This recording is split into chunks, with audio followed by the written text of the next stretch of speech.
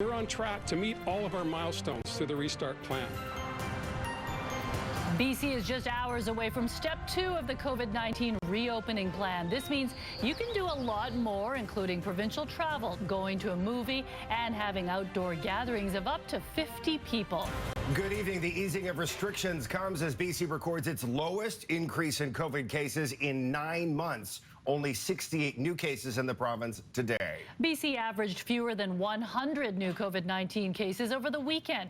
Just another sign we're on track to continue further opening our economy this summer. We have team coverage tonight. Maria Weisgarber on the pent-up demand for travel. Shannon Patterson is on the push to get second doses in people's arms in a race against the Delta variant. And Binder Shudgen on the new rules and what the next few weeks will look like. And that is where we start tonight. Binder, a lot of changes coming tomorrow, but the government is not changing how many people you can have inside your home.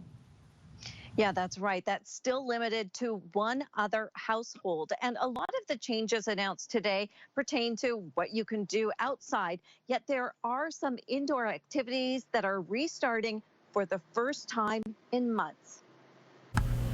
After being shut down due to the pandemic, banquet halls can open their doors tomorrow for seated events with up to 50 guests. From June 15th to the July 1st or June 30th, we had about, I think, 9 bookings, but 6 of them canceled when they realized that there was no dancing. Usually 60 staff work the Riverside banquet halls. At a recent meeting for those wanting to return to work, only 13 people showed up. That's the biggest problem we're having right now. Due to COVID, people have changed their jobs. The cost of living in, Vancouver and Richmond over here is very high. So we did hear, 8 or 10 people of our employees have moved out of town. With low case counts and hospitalizations, the province is giving the green light for some businesses to reopen. Tomorrow, you can see a movie, attend a play, or travel within BC. Tomorrow, we will begin step 2 of our Restart Plan. Inside your home, only 5 other people or 1 other household is allowed. Outdoors, you can have 50 guests. Playdates are back on. 50 spectators can gather at outdoor games, the same number as for outdoor seated events. We have been told to stay apart, and now we are coming together, bit by bit, step by step. High-intensity group exercise classes resume with limited capacity. Liquor service is extended until midnight. Religious places can have 50 people indoors or 10% of capacity, whichever is higher.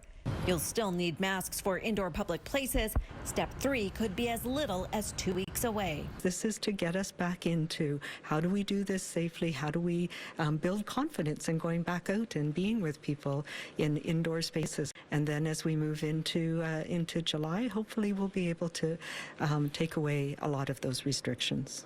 We really, really need help at this time, probably for the next 6 to 9 months. For businesses like Michael Gira's, reopening is a welcome step, but the road to recovery is a long one. So, Binder, things are looking pretty good right now. What is the likelihood of moving into step 3 in a couple of weeks? Yeah, that's looking pretty positive at this point. So that is, of course, step 3 is scheduled for Canada Day. We've already hit the vaccination target. And as you mentioned, the case numbers are now trending lower. Now, one thing that could, of course, trip things up is variants.